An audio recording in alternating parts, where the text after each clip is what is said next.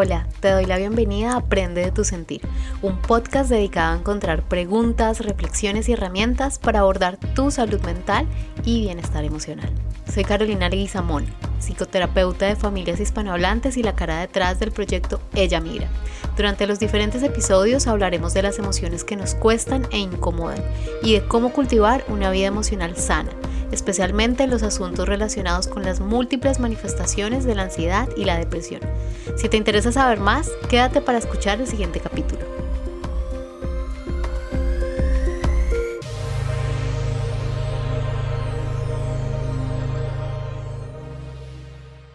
En este capítulo vamos a estar hablando de la pandemia y algo que se ha denominado ansiedad social. En los últimos meses hemos sido protagonistas de un montón de sucesos alrededor de la salud mental, la salud social, la salud física y todas las consecuencias sociales, económicas, culturales derivadas también de la pandemia. Asimismo, hemos asistido a un montón de titulares en donde se habla de las diferentes implicaciones que están en desarrollo y en estudio alrededor de lo que ha significado la pandemia, la cuarentena y todas las medidas que se han tomado alrededor del coronavirus frente a el aislamiento, ¿no? Muchos titulares han hablado de cómo la pandemia ha disparado procesos de ansiedad, de estrés. Ha comenzado también a conversar alrededor de borrar o cuestionar este estigma que hay en el trabajo psicológico, psicoterapéutico.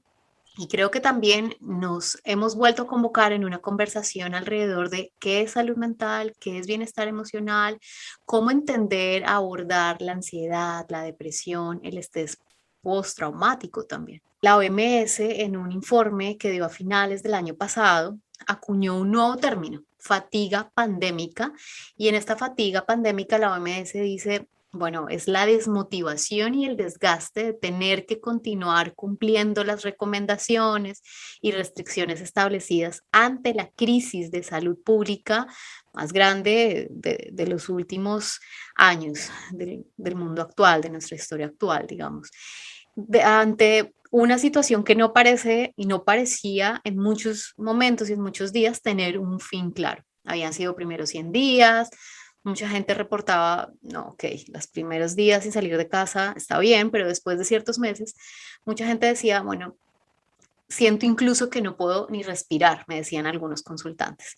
También el tema de no poder tal vez salir a socializar físicamente, la virtualidad, en muchos casos, hay que decir, la pérdida del trabajo, los problemas económicos, el tránsito o la pérdida de un ser querido, trabajo, ingresos, relaciones, ¿no? Y después el tema de la segunda ola y probablemente de la tercera ola, en algunos países ya se habla de la cuarta ola, ¿no? Entonces, en un contexto de incertidumbre, la OMS dice, bueno, vamos a ver qué está pasando en términos de salud mental y reportan que entre enero y octubre de 2020 crecieron en un 25% las menciones a la ansiedad en redes sociales y un 22% las búsquedas en Internet relativas a este trastorno. Algunos de los consultantes y las consultantes que llegan al espacio psicoterapéutico de Ella Migra, pero también en conversaciones con familia, con amigos, amigas y con población general,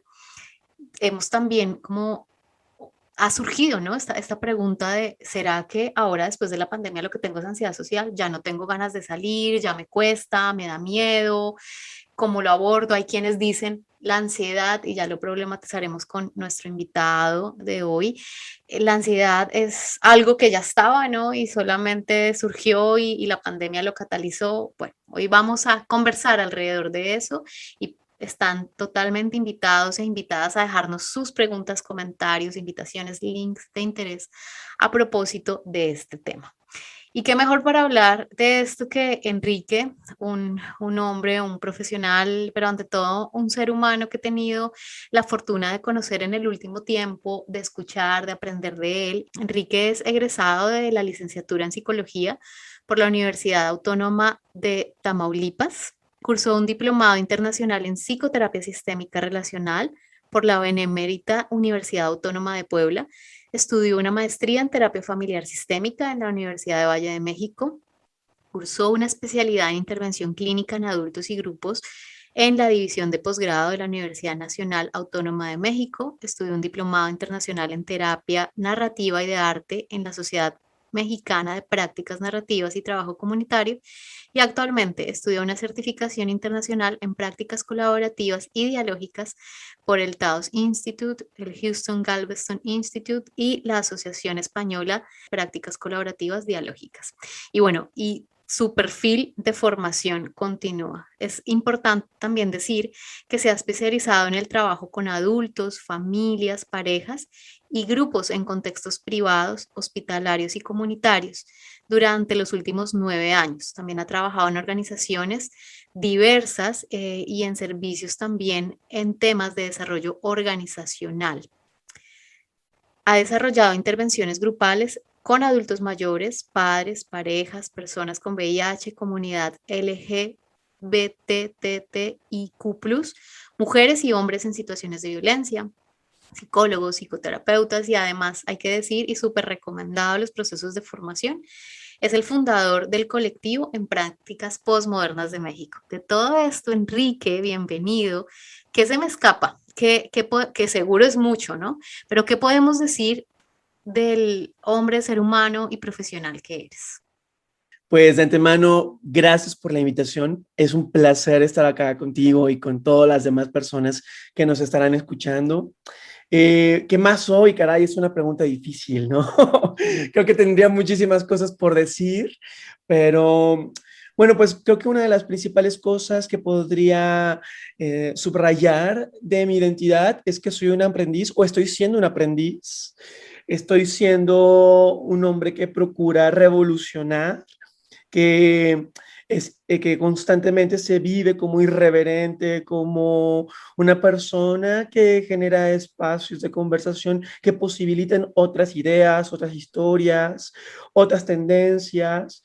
Me importa muchísimo pensar que además de todo el contexto profesional, laboral, también he sido un hombre que he tenido que desempeñar un montón de roles en el mundo, como amigo, como nieto, como pareja, como hijo, como primo, como sobrino, y que también a veces, ¿no? He reconocido que en mi identidad hay ciertos mandatos, como ciertos discursos dominantes, habitados de control y de poder, que muchas veces han tratado de imponer como una sola única historia acerca de cómo se supone que debería de ser. Y si algo me ha caracterizado en estos 29 años que tengo de vida, pues ha sido que he estado en desacuerdo en estar cumpliendo aquellos paradigmas ultra esperados de las personas. Y yo creo que justamente, Caro, el tema que vamos a conversar el día de hoy tiene mucho que ver con esto, con cumplir un montón de paradigmas culturales. Y justo qué pasa cuando las personas ya se quedan quizás atrapadas, seducidas, atropelladas o raptadas por estos discursos dominantes que imponen una forma tradicional única y especialmente pareciera ser que la mejor forma de estar y ser en el mundo. Entonces, creo que una de las cosas que podría decir de mí es eso, ¿no? Que reconozco que ha habido un montón de voces, un montón de roles que he tenido que participar en el mundo. Algunos he decidido con muchísima felicidad que efectivamente son parte de lo que quiero ser y de lo que quiero estar siendo, pero también otros que me han invitado a reposicionarme, renegociar y deconstruir para contrarrestar la influencia que tienen estos discursos. Entonces, pues eso soy, ¿no? Estoy siendo un hombre irreverente, revolucionario, cuestionador, que constantemente está en transformación, que me estoy siendo un aprendiz y me considero que estoy siendo un aprendiz en la vida y que justo me encanta pensarme también como un nómada que está en las historias, en las relaciones, en las conversaciones con las personas. Me encanta, Enrique, además que aquí tengo que citar a Enrique Dávila, abro comillas, porque hace un tiempo te lo escuché y me encantó y ya se ha quedado así como una de estas frases, mantras para mí, y es, y tú lo dices también entre líneas en lo que nos estás contando, y es, yo no soy, yo estoy siendo. Y eso me parece en sí mismo absolutamente poderoso, sanador, lleno de posibilidades. Y aquí no estoy siendo romántica, ¿eh? O sea, estoy siendo consciente de que estar siendo tiene, claro, muchas vicisitudes, ¿no? En esto de ser humano. Sin embargo, abre un montón de posibilidades y desde ya abro esta frase y la inmortalizo que viene de ti y que me encanta y que me hace mucho sentido y que además es muy humana, si se quiere, muy empática y en sí misma creo que muy terapéutica, ¿no? O sea, esto de terapéutica para la vida cotidiana. Así que me parece muy interesante. Enrique, cuando te escucho, y para la gente también que nos escucha y que nos va a seguir escuchando en este capítulo, ¿desde qué perspectiva se podría decir que tú trabajas a nivel profesional? Un poco, si pudiéramos situarnos en algunas perspectivas o en alguna perspectiva, ¿cuál sería esa perspectiva desde la cual trabajas como psicólogo? He tenido varios momentos en mi vida. eh, Recuerdo que cuando salí de la licenciatura en psicología a los 21, yo estaba muy involucrado y muy influenciado por las prácticas cognitivas conductuales y después migré hacia el lugar sistémico y cuando inicié la maestría en terapia familiar cuando tenía 22 años, me encuentro y me topo siquiera con el construccionismo social y de pronto me enamoro, ¿no? Fue para mí como un rico momento en el que yo constantemente me cuestionaba como psicólogo y cuál es mi escuela y cuál es mi modelo terapéutico preferido, porque estaba como esta pregunta, ¿no? Resonando en mi cabeza, ¿y para dónde me voy a ir? ¿Cuál va a ser el camino que yo voy a tomar? Y pues vamos, me sentí seducido por el construccionismo social, después conozco a las prácticas narrativas, me enamoro, sigo enamorado, estoy abrazando las prácticas narrativas. Además de que he tenido formaciones en diversas prácticas postmodernas, pues las prácticas narrativas han inundado mi corazón y es como el territorio en el que más preferido me encuentro. Pero bueno, también trabajo desde las prácticas centradas en soluciones, colaborativas y dialógicas, sesiones únicas y procesos reflexivos. O sea, si hoy me preguntas, Enrique, ¿desde dónde estás situado? ¿Desde qué lugar epistemológico? O si pensáramos en las intenciones en las cuales tú generas tus preguntas, pues sería desde estos 5 territorios.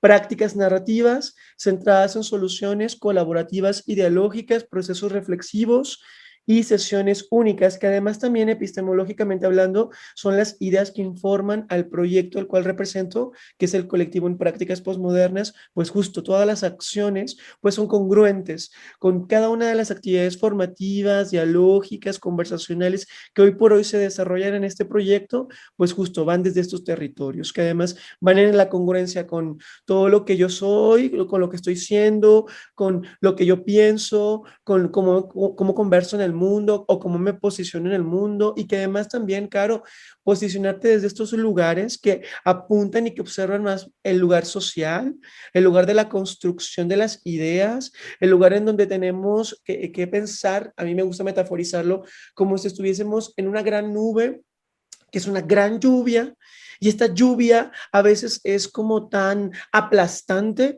que tan pronto moja a las personas, las inunda y las convence de determinadas cosas. Pero también hay personas que hemos encontrado la forma de ponernos una sombrilla, de ponernos quizás un abrigo impermeable, o quizás hemos buscado lugares para cuidarnos de esas ideas culturales que tratan de convencernos de que la vida es de determinada forma y que están un montón de ideas que así se supone que deben de ser y que bueno, que Foucault lo llamaría los juegos de verdad, ¿no? Y que esto seguramente fomenta que estemos constantemente cuestionándonos si tendríamos que cumplir estos juegos de verdad que a través del conocimiento y del poder tratan de controlarnos. ¿Y qué pasa si renunciamos a esas ideas y empezamos a deconstruirlas?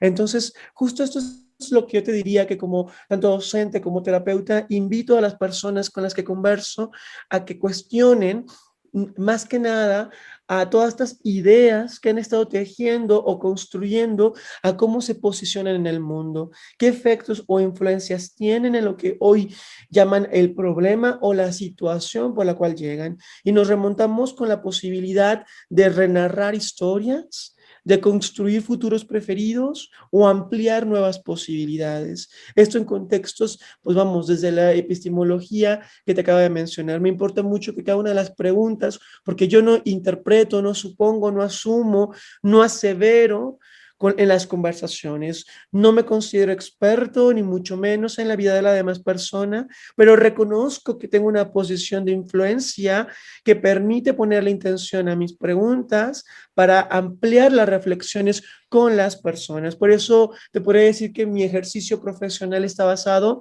en las preguntas, en generar espacios de curiosidad contagiosa que no solamente permita preguntar yo, sino que las personas reconozcan que tienen posibilidades para preguntarse, para ampliar sus posibilidades, sus nuevos horizontes y que migremos de lo conocido y familiar a lo nuevo, sabroso y preferido por conocer.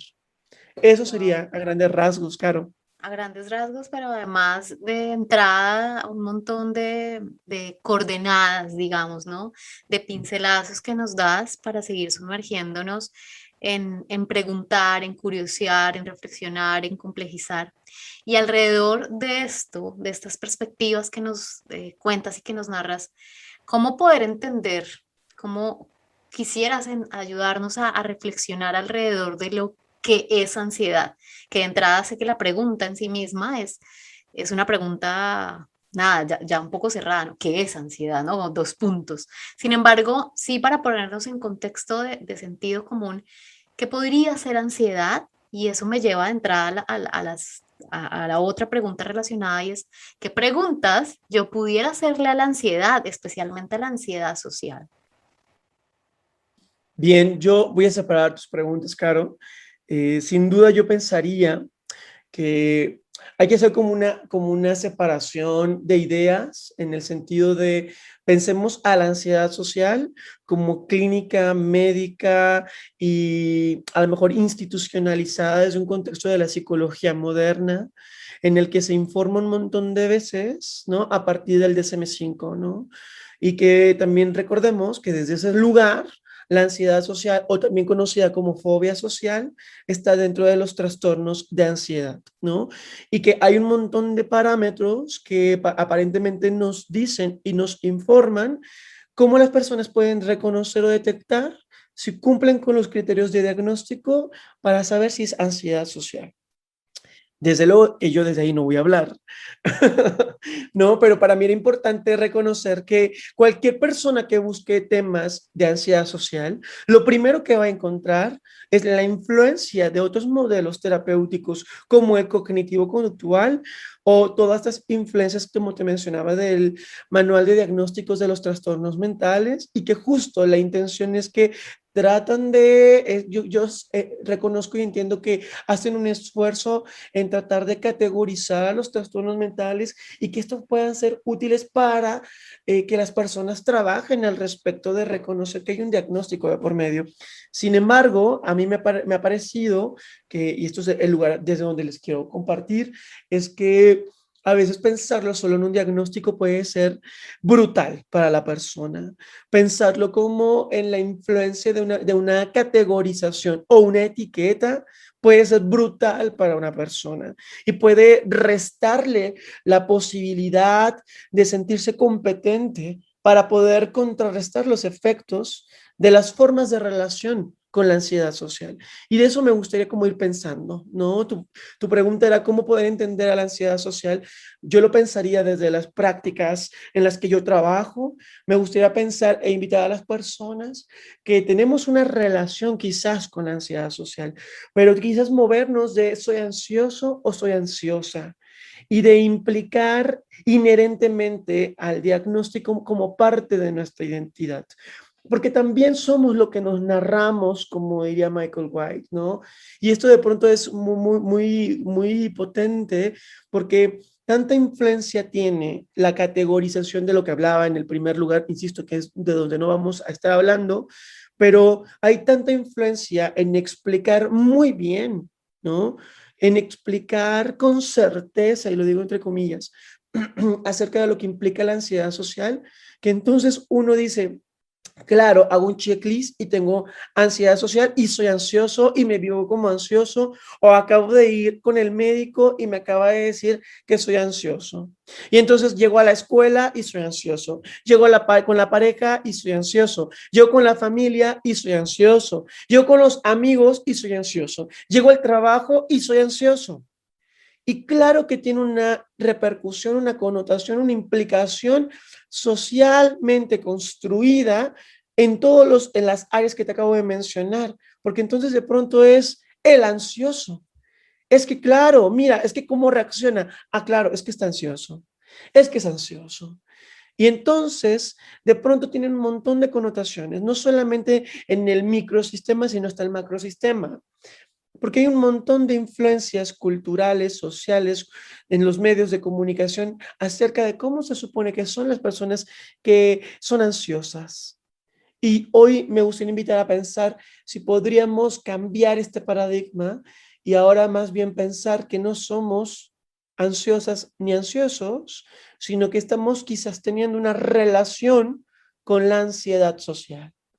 Y esto nos da la posibilidad de recuperarnos de no soy la ansiosa, sino que, claro, hay una voz, hay una situación que podríamos llamarla si quiere la persona y podría ponerle el nombre que se le dé la gana, porque también me preguntaría o me gustaría preguntarle a la persona cómo entiende esto y qué significa para ella, porque a lo mejor lo ha entendido la ansiedad social porque lo leyó en Google, porque se lo diagnosticó alguien, porque a lo mejor, ahora ojo, generar procesos de diagnóstico no es una tarea sencilla.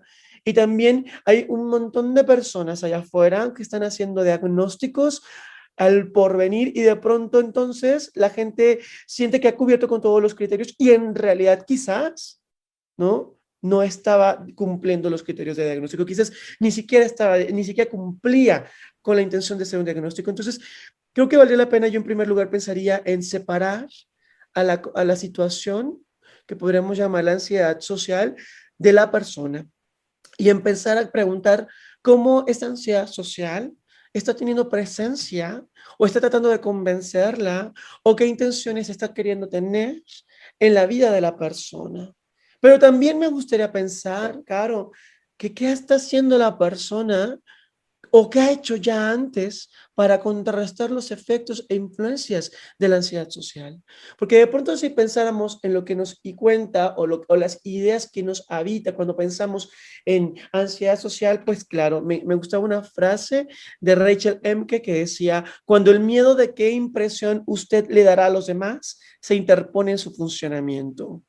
O también cuando parecen estar las cosas que no se deben de hacer, cosas que podrían ser vergonzosas o que te harán perder puntos con los amigos, pensando en contextos de adolescencia, ¿no? Entonces pensamos que la ansiedad social ha estado informada cuando hay un profundo miedo a ser avergonzado, humillado, desacreditado, invalidado en contextos públicos, sociales, laborales, académicos, escolares, familiares, con este profundo miedo de ser visto desde un lugar altamente negativo y una preocupación excesiva al respecto. Entonces, lejos de pensar que en cuestionarme de dónde proviene esto, me gustaría más bien como hacer justo como este diálogo en la ansiedad social, cómo trata de convencer a la persona en estos miedos, en estas preocupaciones, en estas intenciones acerca de que se va a equivocar. También me gusta pensar como y a partir de las preguntas que ya estoy contestando la segunda pregunta que me hacías, que me he demorado bastante, perdón, pero justo, ¿qué preguntas haría? Pues esto, ¿no? Si podríamos llamarlo desde un lugar preferido o de manera diferente a la ansiedad social. ¿Qué nombre mejor le pondré? Yo me he encontrado con consultantes, con clientes que prefieren llamarlo el maldito miedo, ¿sí? La agonía social más que la ansiedad social. Y vamos, que le pongan su nombre preferido, que lo personifiquen.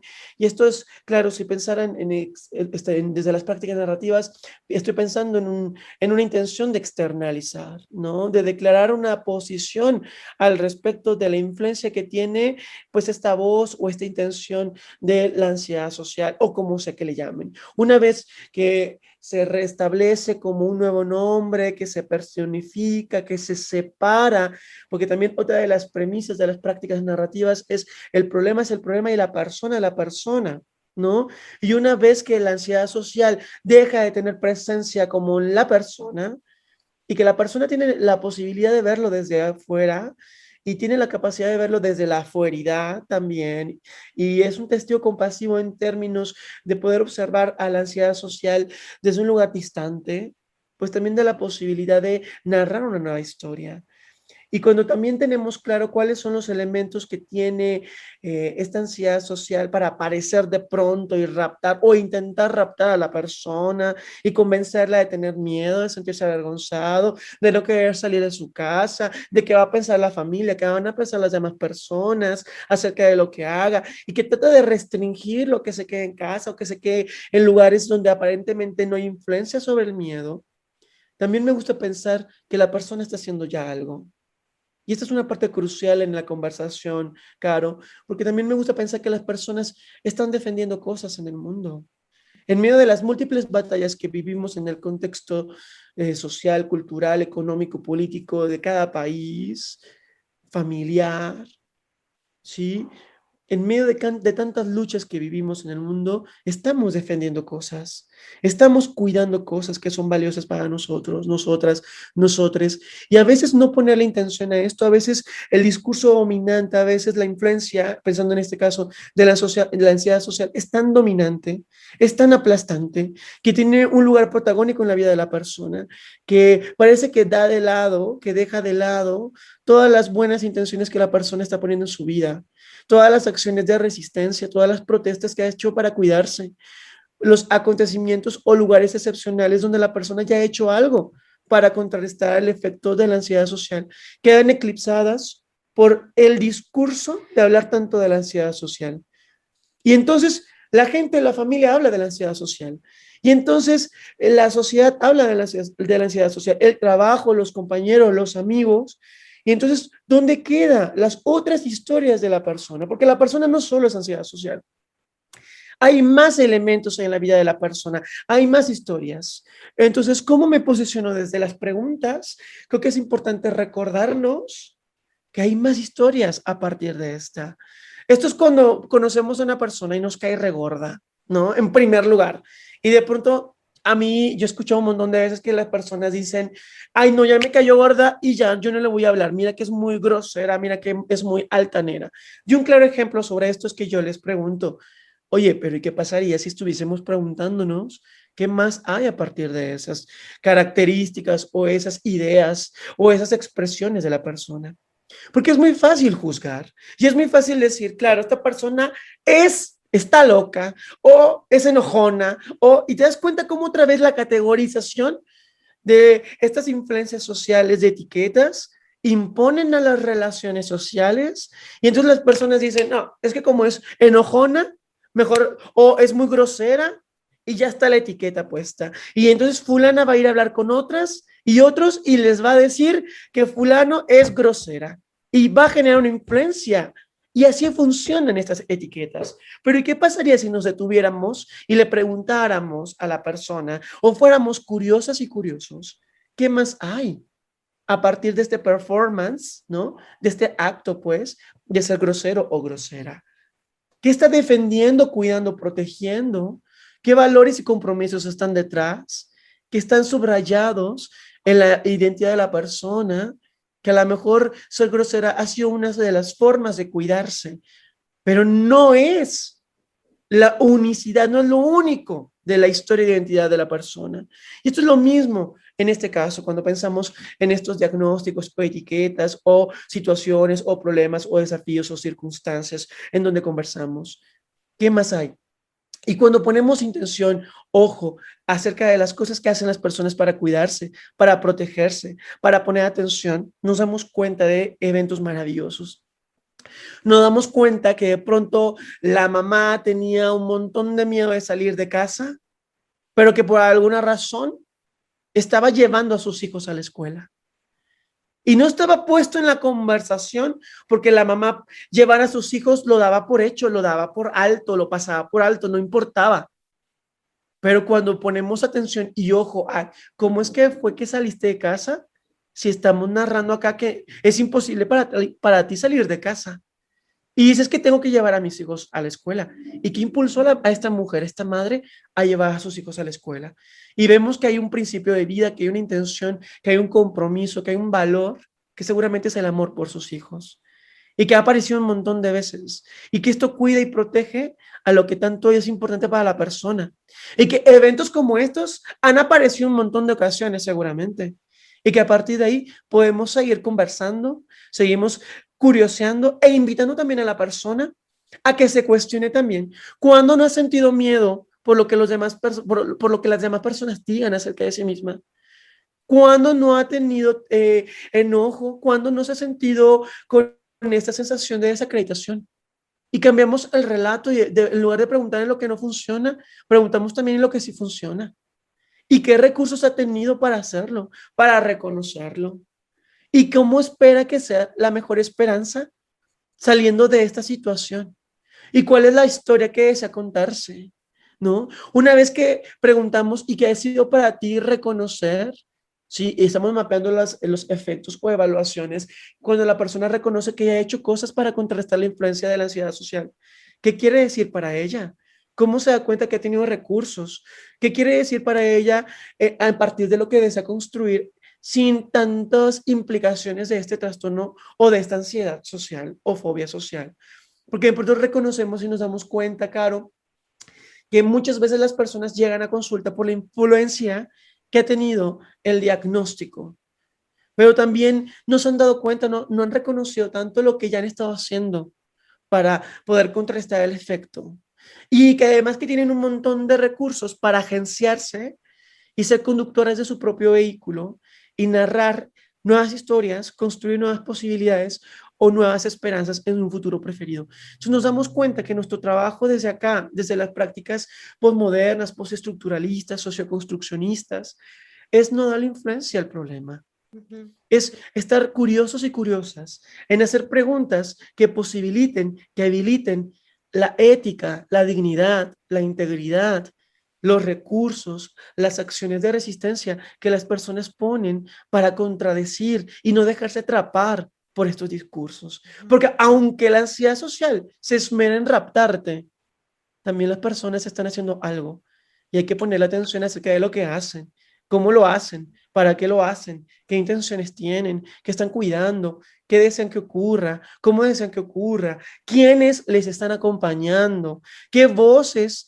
acompañan a las personas para contribuir a que ellas se muevan de ese territorio, qué voces son las aliadas que tienen influencia en honrar y reconocer contribuciones que muevan a la persona desde ese lugar, pero también reconocer que hay personas y voces que contribuyen en estos discursos se reproduzcan desde un lugar dominante, aplastante, y también habrá que contrarrestar la influencia, ¿no? En algún momento tenía una pareja que si es que queremos tener hijos, pero yo les preguntaba, ¿y de dónde viene esta intención de querer hijos?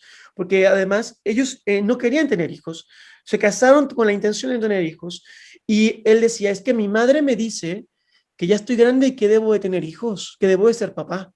Y ella decía, es que yo ya no quiero, yo no quiero ser madre, tenemos 38 años. Y ahora parece ser que se le ha metido la idea de ser padres por la mamá. Entonces, claro, la influencia del poder de la madre en términos de una expectativa familiar que es arrasadora, pues es importante que cuestionemos que en realidad no era una intención de este hombre, sino que estaba influenciado por las ideas de la madre. Y también renegociar, revocar o ampliar membresías en el club de vida también nos puede ayudar a repensar las formas de deconstruir, ampliar los significados, externalizar, dar la posibilidad de nueva reautoría, de nuevas renarraciones, de nuevas historias y, claro, documentar y evidenciar todos estos caminos que las personas hacen para dejar de lado o restarle la influencia a la ansiedad social y que empiecen a construir nuevas historias a partir de documentos escritos. Entonces, creo que hay un montón de cosas, ¿no? Hay un montón de alternativas, hay un montón de caminos para llegar a diversos lugares que también vale la pena honrar. Yo lo que te diría es, ¿cómo podríamos posicionarnos hacia nuevos entenderes o sentipensares en términos de la ansiedad social? Pues yo creo que tendríamos que preguntar. Ujú.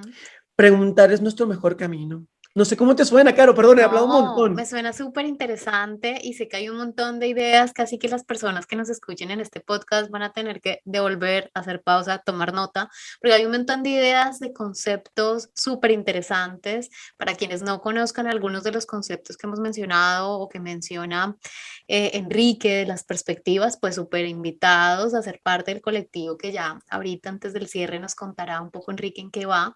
Pero de entrada voy a tratar de enlazar muchas de las ideas poderosas que nos das y es cuando tú me dices, hagámosle preguntas a la categoría que diagnóstica, al dolor que tenemos, a las etiquetas que nos ponemos, a las emociones que tenemos, a estas cosas a veces inamovibles alrededor de las cuales instauramos eso que llamamos el self, la personalidad, el ser, lo que yo soy, ¿no? Que ya dijimos, estoy siendo, ¿no? En esto hagámosle preguntas y en esta invitación ¿qué nos haces? Tú nos hablas desde un lugar, ok, vamos a decir entonces que la ansiedad, más allá de la significación medicalizada como lineal, unilateral de lo que es ansiedad, dos puntos, según tal, no sé, lugar experto, científico, como queramos llamarlo, incluso es del mismo conocimiento psicológico, claro, igual es una experiencia, ¿no? Una experiencia que tiene muchas implicaciones, dentro de las cuales tú puedes decir, vamos a poner en este contexto de conversación dos, que puede ser el miedo y el tema de los lugares en las relaciones, el lugar que ocupo, cómo me muestro en esos lugares de las relaciones. Y cuando tú nos invitas a movernos desde ahí, digamos, hablemos de esto del miedo, del lugar en la relación, de cómo nos ubicamos en las relaciones, de qué puede que nos pasen las relaciones, del miedo a estar en determinadas relaciones. Tú nos dices, preguntémonos algunas cosas, ¿no? Y yo aquí anoto algunas de las cosas a las que nos invitas y es que además son lugares de poder, ¿no? De esto, si no se llamara ansiedad social, ¿cómo lo llamaría?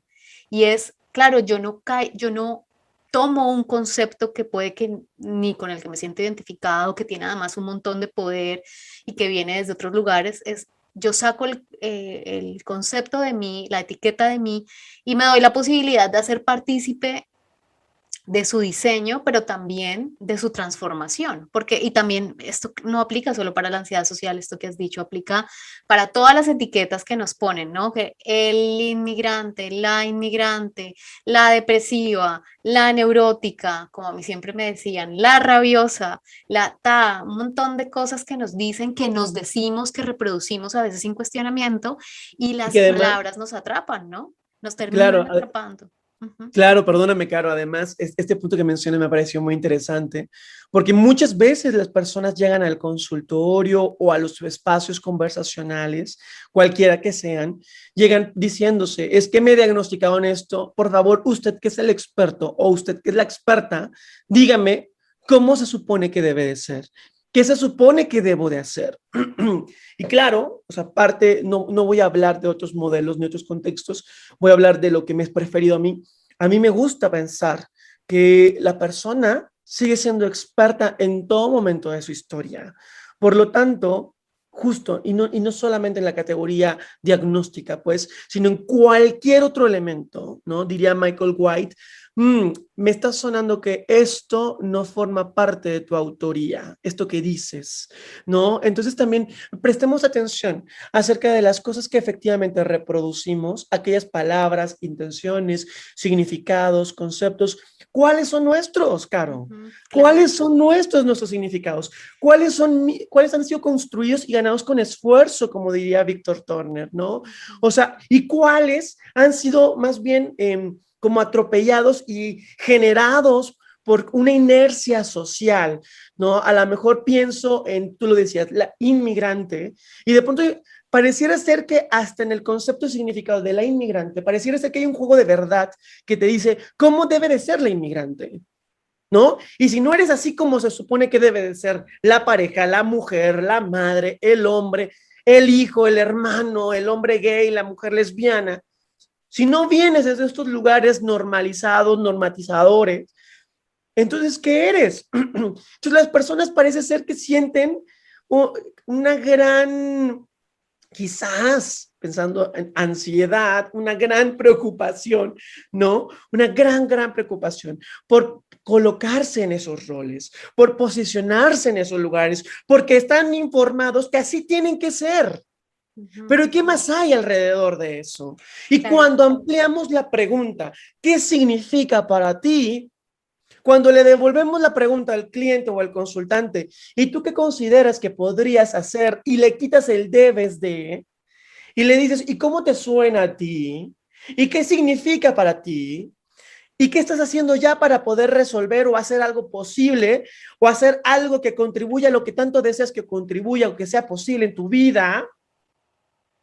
¿O cómo vas a hacer posible que eso sea ya? ¿No? ¿Qué cosas estás haciendo para que sea posible? Cuando cambiamos las preguntas, cuando hacemos un paradigma distinto, Caro, y ya no estamos, ¿y hace cuánto apareció el problema?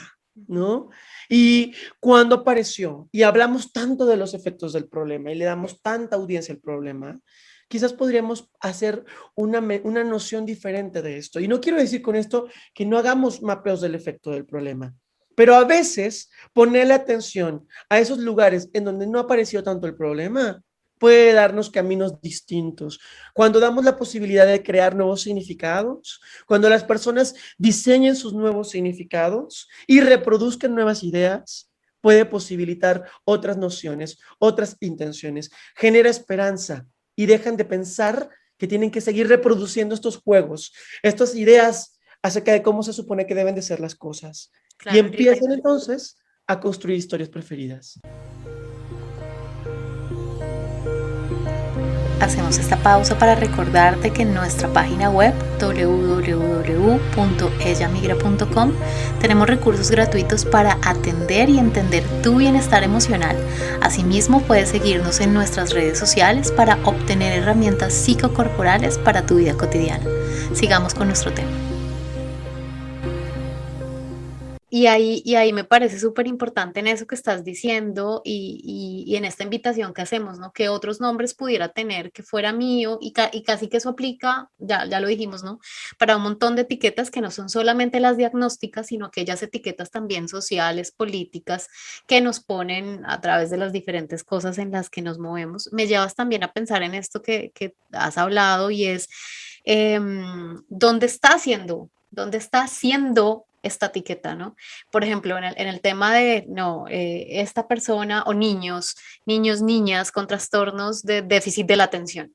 Es como si, no, él o ella tienen un trastorno de déficit de la atención, cuando realmente dónde está haciendo, ¿no? Y eso nos pone en un lugar relacional, ¿dónde está haciendo la ansiedad social en pandemia? Porque pareciera, pandemia, todo el mundo la tocó y si todo el mundo la tocó pareciera que todos lo estamos viviendo igual, claro, ansiedad social para todos, ¿no? ¿Dónde está haciendo? Obvio, hay un contexto global, pero ¿dónde está haciendo según tus relaciones? ¿Dónde está haciendo? Porque otra vez la invitación que nos haces, yo no soy ansiosa, no soy de un solo lugar, sino estoy siendo en unas relaciones muy concretas, en qué parte de mis prácticas relacionales estoy siendo y ahí tú también nos dices que de entrada en ese lugar, en ese complejo de relación, yo trabajo muy desde lo psicosomático en Ella Migra, casi que cuando hablamos de lo psicosomático, relación mente, cuerpo, emociones, ahí hay un lugar relacional en el que mi cuerpo se relaciona con mis emociones y viceversa, y ahí también queremos puntualizar en qué lugares o contextos de relación está haciendo, porque yo no soy 100% ansiosa,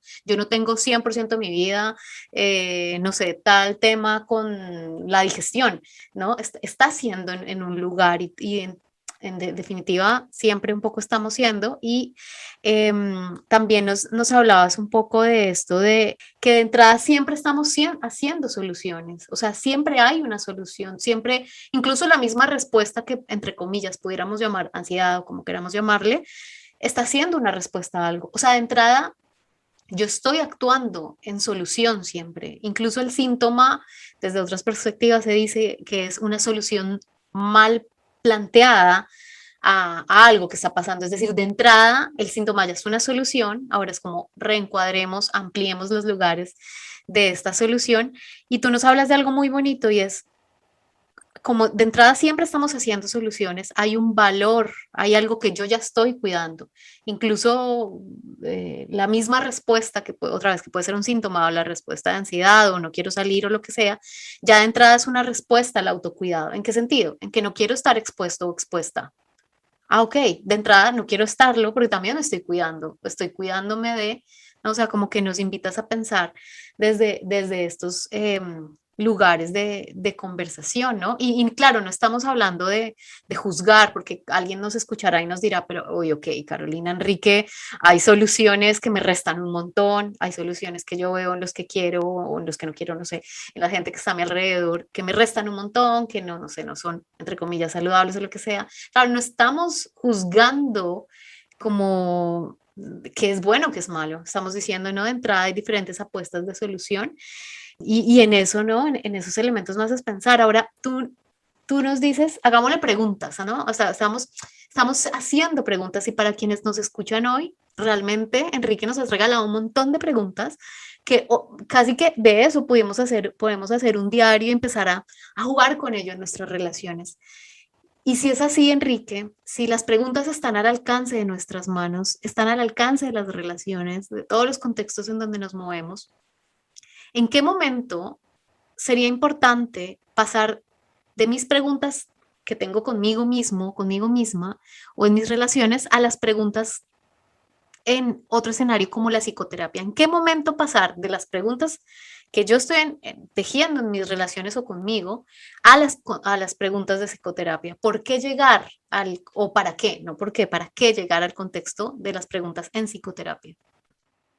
Bien, yo creo que lo primero que pensaba, Caro, es una pregunta muy poderosa, muy potente, como ¿qué es o qué cosas no nos ha logrado quitar la pandemia? ¿No?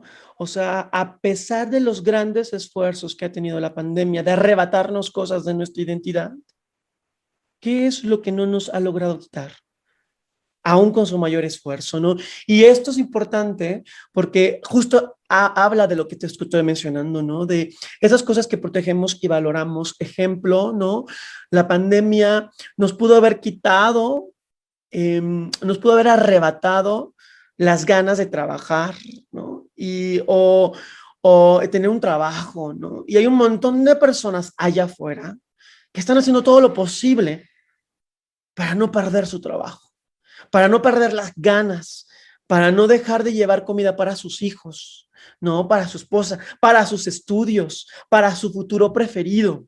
Entonces, pensar en si la persona no ha dejado de trabajar, ¿qué es lo que de su identidad está cuidando?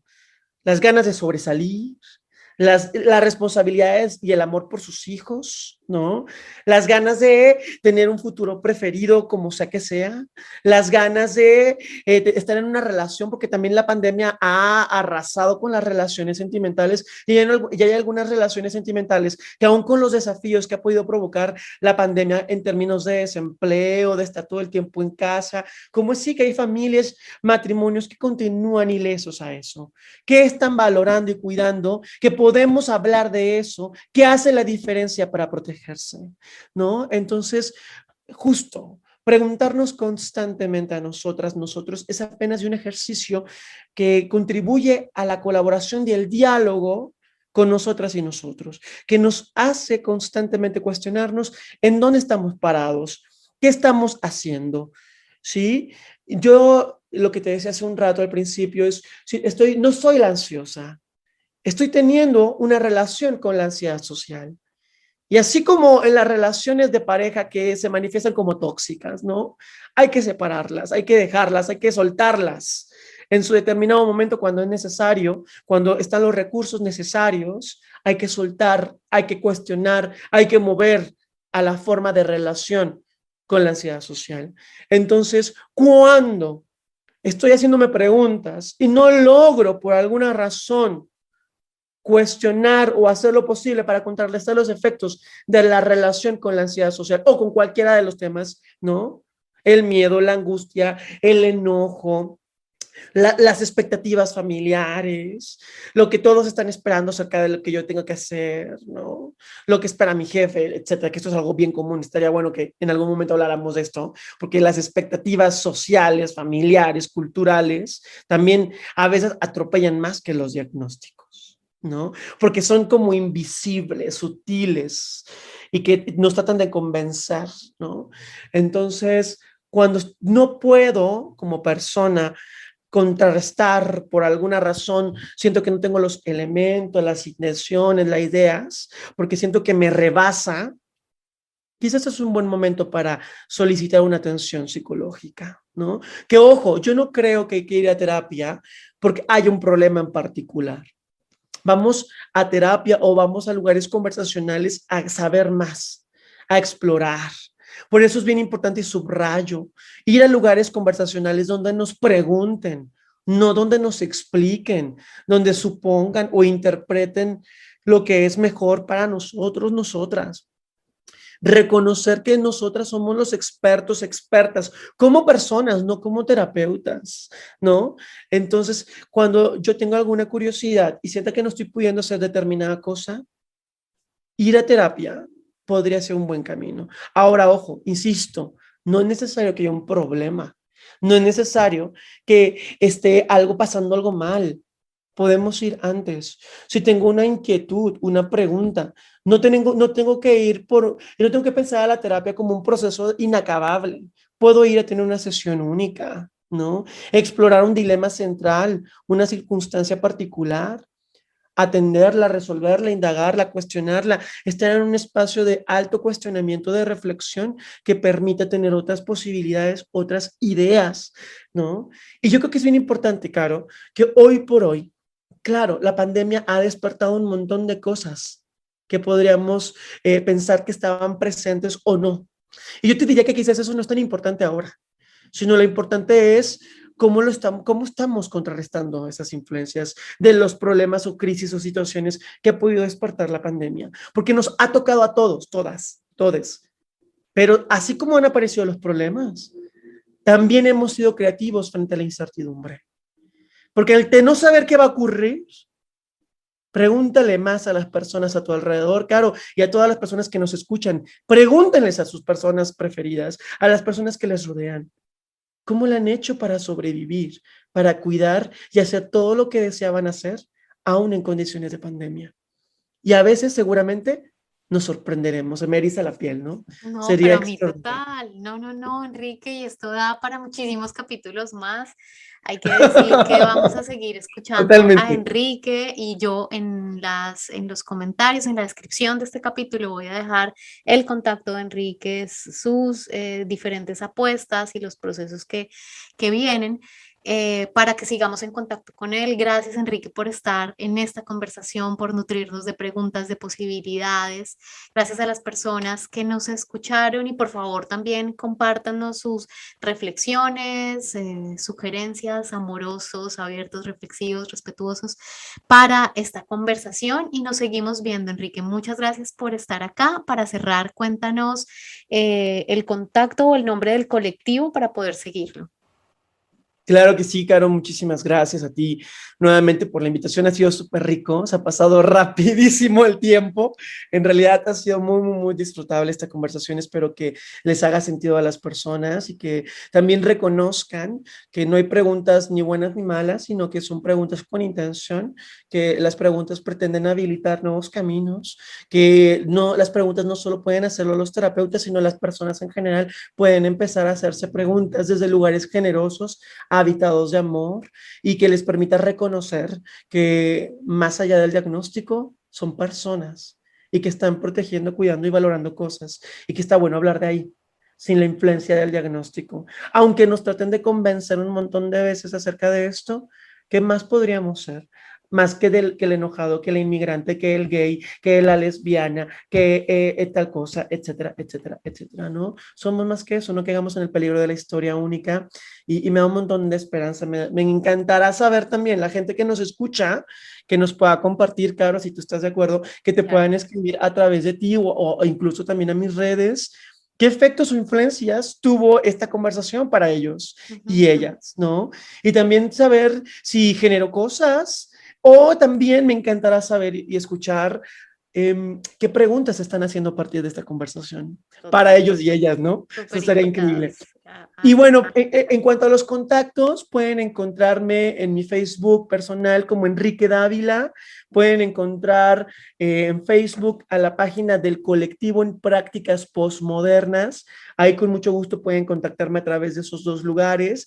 Ya entiendo que vas a dejar el número y el correo también en la descripción y pues yo encantado de escuchar a las personas, de poder conocernos. Si alguien por alguna razón le gustaría iniciar algún contexto terapéutico, alguna conversación, con mucho gusto también estoy a sus órdenes. Y bueno, aprovecho para hacer un poquito de publicidad, pues el colectivo en prácticas postmodernas es un proyecto que tiene apenas 2 años, pero que aún que se encuentra en vías de crecimiento, posicionamiento y amplitud, pues me ha importado muchísimo que sea un proyecto que esté visibilizado a partir de la justicia social, los derechos humanos, la equidad de género, la inclusión, honrar las voces de aquellas personas que han sido silenciadas. Lo primero para este proyecto es la ética, la dignidad, la integridad y colocar siempre a las personas al centro de las conversaciones, que se sientan cómodas, seguras. Es un espacio que pretende supervisar, investigar, formar, conversar e intervenir.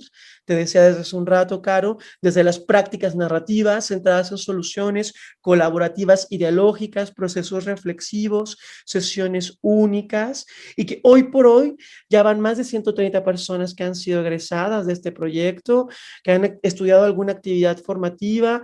Hoy por hoy ya ha habido club de conversaciones, talleres reflexivos, seminarios internacionales, 3 generaciones del diplomado en prácticas narrativas, 2 generaciones del diplomado en terapia centrada en soluciones, una generación del diplomado en terapia de sesión única, una generación del curso de supervisión, multivisión, diálogos y conversaciones, un curso en terapia narrativa con niños y sus familias, 2 generaciones del curso en terapia narrativa con familias y parejas, 2 generaciones del curso en terapia narrativa con grupos y comunidades y 2 generaciones del curso en terapia narrativa y centrada en soluciones. Eso que es un panorama interseccional e integrativo de ambos modelos. Entonces, como te das cuenta, ha sido 2 años, pero ha sido 2 años de mucho trabajo, de mucha intención. Este julio iniciaron las ediciones siguientes de terapia de sesión única, terapia centrada en soluciones y prácticas narrativas en diplomados con profesores maravillosos a nivel internacional en España, de Chile, Perú, de Argentina, de México, por supuesto, que hacemos un gran esfuerzo, una gran intención de ampliar estas prácticas, ¿no? Estas prácticas de que resuenen a las personas, de que haya más personas interesadas en estos espacios. Y bueno, empezaron en julio, pero aún así las personas pueden participar si estuviesen interesadas. En agosto inicia un nuevo curso que es de supervisión, multivisión, diálogos y conversaciones, que es la segunda generación, y las terceras ediciones empiezan en octubre de los cursos de terapia narrativa con familias y parejas, terapia narrativa con grupos y comunidades y terapia narrativa centrada en soluciones. Entonces, será maravilloso que puedan seguir a la página, que le puedan dar me gusta, un like y que puedan seguir pues todas las publicaciones y todas las actividades académicas que continúan. Es un placer. Igual, si quieren ponerse en contacto conmigo, pues también en la descripción estará mis datos y será un placer seguir escuchando, que esta conversación nunca termine, que la conversación continúe. Y claro, pues ha sido un placer de verdad estar acá contigo, es un honor, es una dicha. Me encanta la idea de la colaboración, de la vinculación, estamos en diferentes usos horarios y eso me fascina, que podamos llegar a más personas. Y que justo, ¿no?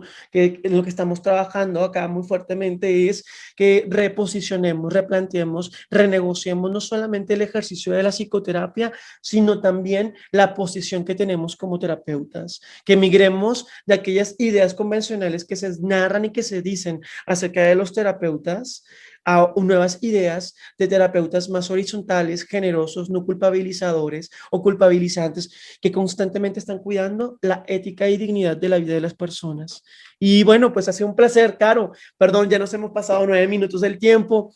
Muchísimas gracias, te abrazo, te beso. Gracias a todas las personas que nos están escuchando. Espero que les haya hecho sentido y más que pensar si la ansiedad social o si cualquier otro elemento diagnóstico o cualquier otro elemento de categorización aparece en tu vida, tú que nos estás escuchando, si aparece en tu vida, cuestiónalo. No lo des por hecho. Esto es algo que yo les menciono tanto a mis clientes como a mis estudiantes. No den por hecho nada, todo cuestiónenlo, ¿no? Cuestiónenlo, pregúntenlo.